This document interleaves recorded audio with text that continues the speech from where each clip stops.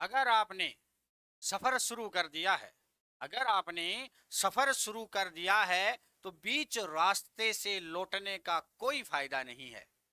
क्या पता वापस आने में जितनी दूरी तय करनी पड़े, हो सकता है मंजिल उससे भी ज्यादा नजदीक हो। मित्रों, कठिन परिश्रम से सफलता मिलती है, यह सुनिश्चित है। कठिन परिश्रम से सफलता मिलती ही है। आलस से करोगे तो पराजय मिलेगी और अहंकार करोगे तो कठिनाइयां ही मिलेगी। इसलिए सफलता पर, अगर आप सफलता चाहते हैं तो परिश्रम पर जोर दें, कठिन परिश्रम की ओर जोर दें। नमस्कार, स्वागत आप सभी का एक बार फिर से दिशा ई राइज ऑनलाइन प्लेटफॉर्म पर। हम शुरू करने जा रहे हैं आज 17 सितंबर रविवार के दिन की करंट अफेयर्स। और बाबा रामदेव जयंती भाद्रपद शुक्ल द्वितीया की आपको बहुत बहुत बधाई हो। बाबेरे बीज की आपको बहुत बहुत बधाई हो। जबरदस्त तरीके से आज पार्टी सार्टी करनी है, बाबा को भोग लगाना है, प्रसाद आपको भी पाना है, हमें भी खिलाना है। चलिए शुरू करते हैं करण जीके की, है ना। आज पहली क्लास करण जीके की अगर हम चर्चा करें इस बारे में, सरकार ने, पहला प्रश्न है आज का आपके सामने, इस सरकार ने प्रधानमंत्री उज्ज्वला योजना की अवधि कितने वर्ष बढ़ाने की मंजूरी दी है। बात आती है प्रधानमंत्री उज्ज्वला योजना की, और अभी आपको पता है लगातार मैं पिछली करंट जीके में लगातार आपको इस योजना के बारे में बता भी रहा हूं। और इस तरह के प्रश्न निश्चित रूप से एग्जाम में पूछे जा सकते हैं, क्योंकि अभी भाई उज्ज्वला योजना एक महत्वाकांक्षी योजना है, महत्वाकांक्षी योजना है। इसलिए ध्यान रखना, प्रधानमंत्री नरेंद्र मोदी जी ने क्या किया, अभी 13 सितंबर 2023 को जो बैठक हुई थी, अब की बात है भाई, 13 सितंबर 2023 को जो बैठक हुई थी उसमें निर्णय लिया था, कि जो उज्ज्वला योजना है उसको अगले 3 वर्षों के लिए, यानी 2023-24 से 2025-26 तक बढ़ाया जाए। तो ये 2023-24 से 2025-26 तक बढ़ जाएगी। पहले 2023-24 तक थी, अब ये 2025-26 तक हो जाएगी, यानी 3 वर्ष तक इस योजना को बढ़ाया जाएगा। कितने वर्ष तक? 3 वर्ष तक, है ना। तो प्रधानमंत्री उज्ज्वला योजना को कितने वर्ष बढ़ाने की मंजूरी दी है? 3 वर्ष बढ़ाने की मंजूरी दी है। ये हमारे प्रधानमंत्री नरेंद्र मोदी द्वारा लिया गया फैसला है। तो चलिए आगे बढ़ते हैं अगले प्रश्न की ओर। क्लियर होगा सभी को? अगला प्रश्न है आपका आज के लिए, वो है हाल ही में किस राज्य सरकार ने गृहिणियों के लिए, ध्यान देना थोड़ा सा, हाल ही में किस राज्य सरकार ने गृहिणियों के लिए गृह आधार योजना शुरू की है? ये कौन सी राज्य सरकार है भाई? कौन सी राज्य सरकार है जिसने गृहिणियों के लिए गृह आधार योजना शुरू की है? तो दोस्तों ध्यान रखना, अभी एक नई योजना चलाई है गोवा सरकार ने, गोवा की राज्य सरकार ने, गृह आधार योजना की शुरुआत की है। तो ध्यान रखना, ये गृहिणियों के लिए गृह आधार योजना है जो गोवा सरकार ने शुरू की है। क्लियर है? तो गृह आधार योजना शुरू करने वाला राज्य कौन सा है? गोवा। याद रह जाएगा भाई, गृह आधार योजना शुरू करने वाला राज्य कौन सा है? गृह आधार योजना शुरू करने वाला राज्य कौन सा है? गोवा। कौन सा है? गोवा। ठीक है। नेक्स्ट अगला प्रश्न है आज का आपके सामने, कि फिच रेटिंग्स ने भारत की जीडीपी ग्रोथ रेट को लेकर कि क्या अनुमान बताएं। ये फिच रेटिंग्स है, फिच रेटिंग्स, जो अभी फाइनेंशियल ईयर 2024 के लिए, ध्यान रखना, फाइनेंशियल ईयर 2024 के लिए ग्रोथ का अनुमान लगाता है। फाइनेंशियल ईयर 2024 के लिए ग्रोथ का क्या लगा रहा है भाई? अनुमान लगा रहा है। और इन्होंने क्या किया कि जो भारत की जो ग्रोथ फोरकास्ट है वो 6.3%, 6.3% को बरकरार रखा है। फिच ने बताया था कि भारतीय अर्थव्यवस्था सख्त जो मौद्रिक नीति, भारत की अर्थव्यवस्था की जो सख्त मौद्रिक नीति है, निर्यात में गिरावट हुई है उसके बावजूद भी मजबूत रहेगी। इस रेटिंग्स ने महंगाई को ध्यान में रखते हुए महंगाई के अनुमान में बढ़ोतरी की है। इसके पीछे उसने अल नीनो को, किसको भाई? अल नीनो को असली वजह बताया है। तो ध्यान रखना, इसमें 2-3 प्रश्न आपके कवर होंगे कि जीडीपी ग्रोथ रेट को लेकर क्या अनुमान बताए? 6.3%। ये जीडीपी भारत की क्या रहेगी? 6.3% रहेगी। महंगाई दर बढ़ेगी, महंगाई बढ़ने वाली है, ये फिच रेटिंग्स का मानना है। इसके पीछे प्रमुख कारण क्या है? अल नीनो का प्रभाव, अल नीनो का प्रभाव। ये जो है महंगाई बढ़ाएगा भारत में, ये भारत की ग्रोथ रेट है। किसने बताई है? फिच रेटिंग्स ने। चलिए ठीक है, नेक्स्ट अगले प्रश्न की ओर हम बढ़ जाते हैं। छोटे छोटे करंट के प्रश्न हैं, लेकिन एग्जाम में जब मिलते हैं तो बड़ा आनंद आता है। साहब हाल ही में किसने द ऑटोबायोग्राफी ऑफ गॉड, ध्यान रखना, the auto biography of God नामक पुस्तक लिखी है? कौन है वो जिसने ऑटोबायोग्राफी ऑफ गॉड बुक लिखी है? लीना कुमार। क्या नाम है भाई? लीना कुमार, जिसने the autobiography of God book लिखी है। द ऑटोबायोग्राफी ऑफ गॉड, ध्यान रखना, ये अपनी पहली पुस्तक है लीना कुमार की। लीना कुमार की क्या भाई? पहली पुस्तक है। लीना कुमार ने विशेष रूप से आत्मबोध पर अपनी पहली पुस्तक जारी की है। किस पर भाई? आत्मबोध पर अपनी पहली पुस्तक जारी की है, ध्यान रखना। अभी आपको एक प्रश्न ऐसा भी बन सकता है कि ये प्रकाशित कहां से की गई है, तो देखना, गीतिका सहगल का आपने नाम सुना होगा, उनका बीजा हाउस प्रकाशन है। बीजा हाउस प्रकाशन से ये प्रकाशित हुई है। बीजा हाउस प्रकाशन से, जो गीतिका सहगल का है। किसका है भाई? गीतिका सहगल का है। तो याद रह जाएगा सभी को कि भाई द ऑटोबायोग्राफी ऑफ गॉड किसकी पुस्तक है? लीना कुमार की है, जो उनकी पहली पुस्तक है। ध्यान रखना, लीना कुमार फिल्म पुरस्कार विजेता अभिनेत्री हैं, साथ में मनोवैज्ञानिक लेखिका है और उद्यमी भी है। यानी ये उद्योग धंधे भी करती है और अभिनेत्री भी है, और सबसे बड़ी बात है ये मनोवैज्ञानिक है, साइकोलॉजिस्ट है लीना कुमार। तो लीना कुमार की पुस्तक है द ऑटोबायोग्राफी ऑफ गॉड। याद रखना, द ऑटोबायोग्राफी ऑफ गॉड किसकी पुस्तक है? लीना कुमार की। किसकी है भाई? लीना कुमार की है। ठीक है, नेक्स्ट अगला प्रश्न है आज का आपके लिए, वो रहेगा, हाल ही में कौन वनडे एशिया कप में सर्वाधिक विकेट लेने वाले भारतीय गेंदबाज बने हैं? है ना, वनडे एशिया कप में सबसे ज्यादा विकेट लिए भाई। आप क्रिकेट देखते हैं, और क्रिकेट अभी एशिया कप चल रहा है। अभी क्या चल रहा है भाई? एशिया कप चल रहा है। क्या चल रहा है अभी? एशिया कप चल रहा है, लगातार चल रहा है। और इस वनडे एशिया कप में हमारे रविंद्र जडेजा, कौन से जडेजा भाई? रविंद्र जडेजा ने जबरदस्त तरीके से विकेट लिए हैं। तो वनडे एशिया कप में सबसे ज्यादा विकेट लेने वाले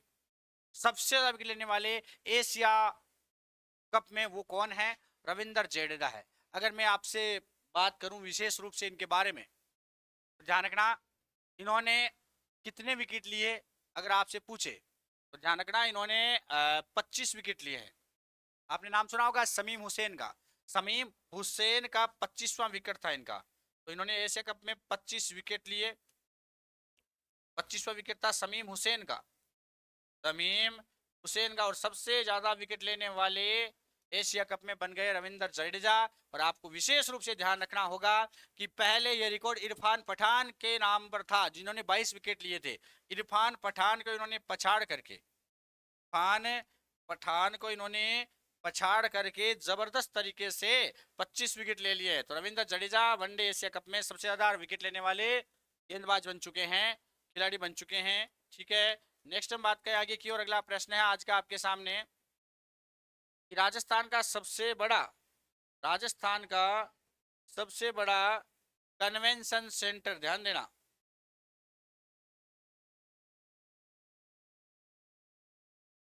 राजस्थान का सबसे बड़ा कन्वेंशन सेंटर कहां बनाया जा रहा है? सबसे बड़ा कन्वेंशन सेंटर, राजस्थान का सबसे बड़ा कन्वेंशन सेंटर कहां बनाया जा रहा है? तो जानना, जोधपुर। कहां बनाया जा रहा है? जोधपुर में इसका निर्माण कंप्लीट हो चुका है। जो राजस्थान का सबसे बड़ा कन्वेंशन सेंटर जोधपुर में बनाया जा रहा है। उससे पहले जयपुर में था। उससे पहले कहां था? जयपुर में। जोधपुर में प्रदेश का सबसे बड़ा कन्वेंशन सेंटर जो है, ऑडिटोरियम जो है, ये तैयार हो चुका है बन करके। इसकी फिनिशिंग चल रही है। 40 बीघा भूमि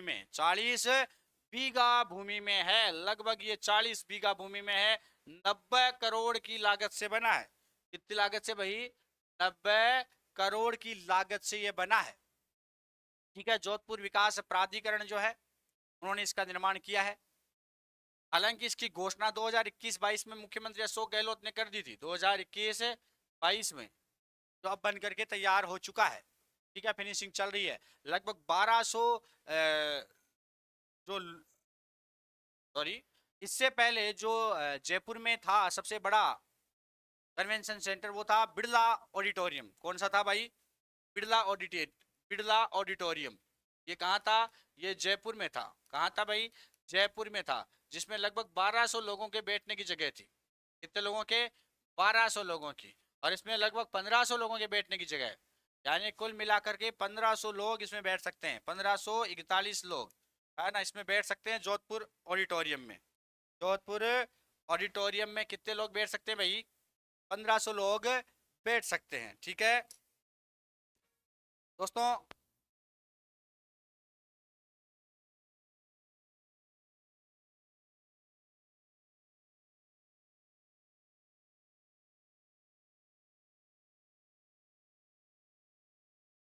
स्क्रीनशॉट ले लिया आपने? ठीक है। अब देखो कि भाई राजस्थान का सबसे बड़ा कन्वेंशन सेंटर, याद रखना, जोधपुर में बनकर तैयार हो रहा है। उससे पहले जयपुर में था। जयपुर में बिरला ऑडिटोरियम था, जिसमें 1200 लोगों के बैठने की व्यवस्था थी। लेकिन 2021-22 में अशोक गहलोत जी की घोषणा के बाद ये जोधपुर में बन गया है। फिनिशिंग हो रही है इसकी, 1541 लोग इसमें बैठ सकते हैं। 40 बीघा भूमि में 90 करोड़ की लागत से ये बनकर तैयार हुआ है। कितनी लागत से भाई? 90 करोड़ की लागत से। ठीक है।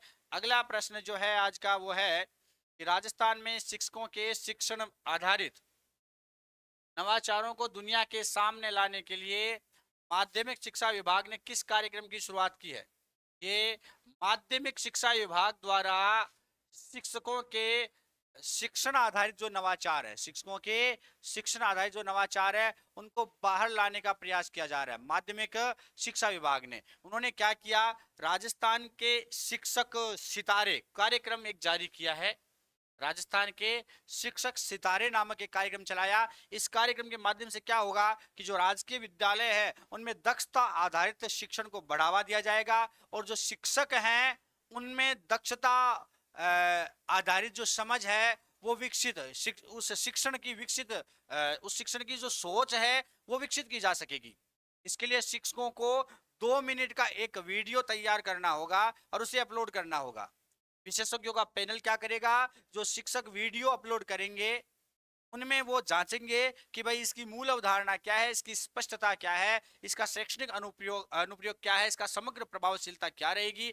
ऐसे मानदंड उसमें चेक करेंगे, उस वीडियो का मूल्यांकन करेंगे, और वो वीडियो भाई उन शिक्षकों के लिए, है ना, एक तरह से नींव की ईंट साबित होगा। यूं कह सकते हैं कि भाई, और इसमें एक काम और है, जो साथी शिक्षक है वो इसमें वोट भी दे सकते हैं, है ना, कि जो शिक्षक जो है वो एक अच्छे से, मतलब कि जो जिनका वीडियो सबसे अच्छा है, पसंद आया है, तो साथी शिक्षक उसमें क्या करेंगे भाई, एक अच्छे वीडियो का चयन करके उन पर वोटिंग करेंगे। इससे क्या होगा कि फिर जो शिक्षक जिसका वीडियो सबसे अच्छा है, जिसको सबसे ज्यादा वोट मिले हैं, वो क्या करेगा कि भाई बीकानेर निदेशालय वहां जाएगा, और वहां पर फिर कोई दूसरा वीडियो बनाएगा निदेशालय के समक्ष, है ना, और फिर उसे किसी विशेष समारोह में पुरस्कृत किया जाएगा। इस तरह से वीडियो बनाएगा। और वीडियो किस तरह का होगा? इसमें कुछ विशिष्ट दक्षताएं होनी चाहिए, शिक्षक के पास विशिष्ट दक्षताओं को लेकर के वीडियो तैयार होगा। तो कुल मिलाकर के ध्यान में रह जाएगा कि राजस्थान के शिक्षक सितारे कार्यक्रम जो माध्यमिक शिक्षा विभाग ने जारी किया है, इस कार्यक्रम की शुरुआत की है, ये एक तरह से राजस्थान के शिक्षकों के जो कौशल है, उनकी जो विशिष्ट दक्षताएं हैं, उनको सामने लाने का काम करेगा। तो राजस्थान के शिक्षक सितारे कार्यक्रम किससे संबंधित है? शिक्षकों से संबंधित है, माध्यमिक शिक्षा विभाग द्वारा ये जारी किया गया है। ठीक है। अगला प्रश्न है आज का कि हाल ही में राजस्थान में I start launch pad and learning management system कहां से लॉन्च किया गया? राजस्थान में। ध्यान रखना, थोड़ा सा बहुत ही महत्वपूर्ण प्रश्न रहेगा ये, काफी महत्वपूर्ण प्रश्न है कि अभी हाल ही में जयपुर के अंतर्गत क्या हुआ था, I star launch pad and learning management system जो है ये लॉन्च किया गया। कहां पर किया गया? जयपुर में, है ना। जयपुर में ये प्रोग्राम लॉन्च हुआ था। इसकी सबसे बड़ी बात आपको ध्यान में रखनी होगी कि आईटी संचार विभाग, राजस्थान सरकार और थापर इंटरप्रेनरशिप जो एकेडमी है ना, इनके बीच एक सहयोग हुआ। फिर बता देता हूं मैं कि ये आई स्टार लॉन्च पैड जो प्रोग्राम है, ये किन किन के द्वारा है? तो आईटी जो अपना संचार विभाग, इंफॉर्मेशन टेक्नोलॉजी संचार विभाग है ना, उसके द्वारा। और साथ के अंतर्गत हम बात करें तो द इंटरप्रेनरशिप जो एकेडमी है, यानी जो TEA, TEA, है ना, इसको ध्यान में रखना है। थापर इंटरप्रेन्योरशिप एकेडमी, TEA, इनके मध्य एक सहयोगी वेंचर है ना। जयपुर का जहाँ भामाशाह टेक्नो हब है, जयपुर का क्या है भाई, Bhamashah techno hub, Bhamashah techno hub है, वहां पर भाई इसको लॉन्च किया गया है, इसको लॉन्च किया गया है। इसमें क्या होगा भाई, इसको एक तरह से यूं कहेंगे साहब, तो इनोवेशन के लिए, स्टार्टअप्स के लिए एक मजबूत केंद्र बनाया जाएगा। एक मील का पत्थर है ये इनोवेशन और स्टार्टअप में। कुल मिलाकर आई स्टार्ट लॉन्च पैड, ये आपको ध्यान में रखना है। जयपुर जिले में इसको लॉन्च किया गया। कहाँ लॉन्च किया गया इसको, जयपुर जिले में लॉन्च किया गया है। ठीक है, अगला जो प्रश्न है वो है, हाल ही में रेल मंत्रालय की अमृत भारत योजना के तहत किस नवीनतम जिले के रेलवे स्टेशन को पुनः विकसित किया जाएगा। अभी नए जिले बने हैं, तो इनमें से जो नए जिले बने हैं वो फलोदी, दूदू, शाहपुरा, ये नए जिले हैं, है ना। लेकिन फलोदी जो फलोदी का जो रेलवे स्टेशन है उसको अमृत भारत योजना में शामिल किया गया है ना। अलग अलग राज्यों के अलग अलग स्टेशनों को अमृत भारत योजना में शामिल किया है। जो रेल मंत्री अश्विनी जी वैष्णव हैं, उन्होंने घोषणा भी की थी कि फलोदी का भी पुनः विकास किया जाएगा। फलोदी का भी क्या किया जाएगा, पुनः विकास किया जाएगा, फलोदी जो रेलवे स्टेशन है उसका, क्योंकि नया जिला बन चुका है फलोदी। अगला प्रश्न है, हाल ही में कोटा में चंबल रिवर फ्रंट का 12 सितंबर को उद्घाटन हुआ। कोटा शहर का प्रचार प्रसार हेतु ब्रांड एम्बेसडर किसे बनाया गया, ध्यान रखना, चंबल रिवर फ्रंट 12 सितंबर को उसका उद्घाटन हुआ। लेकिन कोटा शहर के प्रचार प्रसार के लिए, वहां पर्यटकों को आकर्षित करने के लिए दीपिका पादुकोण और रणवीर सिंह को, दीपिका पादुकोण और रणवीर सिंह को क्या बनाया गया, ब्रांड एम्बेसडर। दीपिका पादुकोण और रणवीर सिंह को ब्रांड एम्बेसडर बनाया गया साहब, है ना। इसमें कुछ विवाद भी चल रहे थे कि नंदिनी गुप्ता जो फेमिना मिस इंडिया खिताब जीत चुकी थी, मैंने आपको प्रश्न भी बताया था कि फेमिना मिस इंडिया खिताब किसने जीता था, नंदिनी गुप्ता ने जीता था, कि नंदिनी गुप्ता को ब्रांड एम्बेसडर बनाया जाए। लेकिन दीपिका पादुकोण और रणवीर कपूर, दीपिका पादुकोण, जो रणवीर सिंह है, उन्हें जब ये बनाया गया, उन्हें भाई ब्रांड एम्बेसडर बनाया गया, तो थोड़ा विवाद हुआ कि भाई ये लाखों रुपए वेस्टेज हो रहे हैं। लेकिन एक तरह से कोटा के लिए हो सकता है कुछ बेहतरीन हो, ब्रांड एम्बेसडर जो उस विषय वस्तु का प्रचार प्रसार करे, उनके नाम से उनके जो फॉलोअर्स हैं, उनके द्वारा जो लोग उनको जानते हैं, वो वहां तक पहुंचे। तो दोस्तों, ये थी आज की करंट अफेयर्स, और आप लोग इसको दबाकर शेयर कर रहे होंगे, ऐसी आशा है हमारी। अब ज़्यादा से ज़्यादा इन करंट अफेयर्स को शेयर करें, जिससे प्रत्येक बच्चे तक ये क्लासेज पहुंच सके।